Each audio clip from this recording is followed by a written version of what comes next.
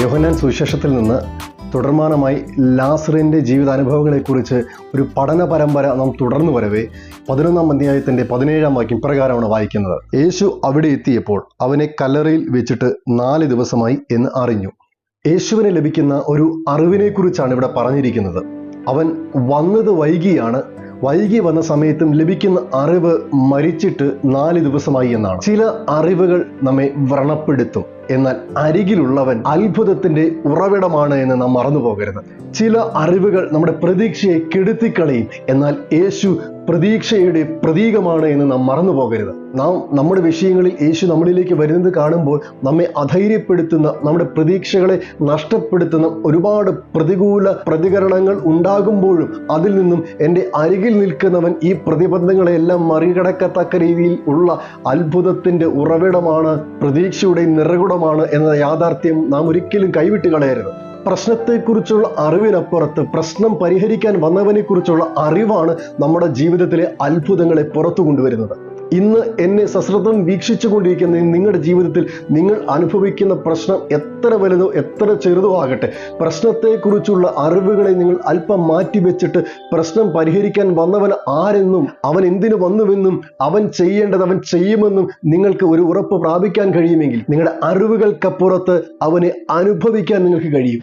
അറിവല്ല പ്രധാനം, അനുഭവമാണ് പ്രധാനം. അത്ഭുതത്തെ നമ്മുടെ ജീവിതത്തിലേക്ക് സ്വീകരിക്കുന്ന ഏറ്റവും പ്രധാനപ്പെട്ട വഴി എന്ന് പറയുന്നത് യേശുവിനെ അറിയുക എന്നുള്ളതിനപ്പുറത്ത് യേശുവിനെ അനുഭവിക്കുക എന്നുള്ളതാണ്. മരിച്ചിട്ട് 4 ദിവസമായെന്ന് യേശുവിനോട് പ്രതികരിക്കുമ്പോൾ ഞാനൊരു ഉറപ്പ് നിങ്ങൾക്ക് തരുന്നത്, മരിച്ചോ മൺമറഞ്ഞോ നിങ്ങളുടെ ജീവിതത്തിന്റെ പ്രശ്നങ്ങൾ എത്ര അഴുകി നാറിയ അവസ്ഥയിലാണെങ്കിലും ദിവസത്തെ കണക്കുകളെ മാറ്റുന്ന ദൈവസാന്നിധ്യം നിങ്ങളുടെ മേൽ ഇറങ്ങിയാൽ അതൊരു അത്ഭുത പ്രവൃത്തിക്ക് കാരണമായി മാറും. കാലപ്പഴക്കത്തെ പരിഹരിക്കാൻ യേശുവിന് ഒരൊറ്റ വാക്ക് മതിയെന്ന് നിങ്ങൾ വിശ്വസിക്കുന്നുണ്ടോ? നിങ്ങൾ എത്ര നാളുകളെ അനുഭവിക്കുന്ന പ്രശ്നമായാലും വേദനയായാലും എത്ര നീറുന്ന നാറ്റം വെച്ച ജീവിതത്തിന്റെ മേഖലകളാണെങ്കിലും യേശു അതിനെ ഒന്ന് തൊട്ടാൽ, യേശു വന്നിട്ടുണ്ടെങ്കിൽ അതിനെ പരിഹരിക്കാൻ ഒരൊറ്റ വാക്ക് മതി.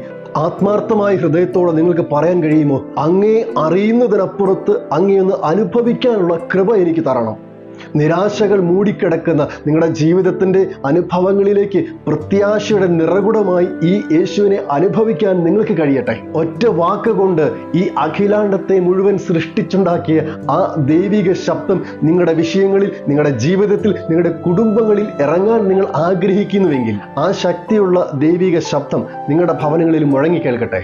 എൻ്റെ അറിവുകൾ എന്നെ ചീർപ്പിക്കുകയും എന്നെ വീർപ്പുമുട്ടിക്കുകയും എൻ്റെ പ്രശ്നങ്ങളെ വഷളാക്കുകയും ചെയ്യുന്ന സാഹചര്യത്തിൽ അങ്ങയുടെ ഒരു ശബ്ദം കേട്ട് അങ്ങയൊന്ന് അനുഭവിക്കാൻ എനിക്ക് കൃപ നൽകി തരണമേ എന്ന് ആത്മാർത്ഥമായി നിങ്ങൾ പ്രാർത്ഥിക്കുമെങ്കിൽ ഇന്ന് ഇത് കേട്ടുകൊണ്ടിരിക്കുമ്പോൾ നിങ്ങളുടെ ജീവിതത്തിന്റെ അനുഭവങ്ങളിൽ സമൂലമായൊരു മാറ്റം വരുത്തത്തക്ക രീതിയിലേക്ക് ഒരു പുനരുദ്ധാനത്തിന്റെ ശക്തി നിങ്ങളിലേക്ക് ഇറങ്ങട്ടെ.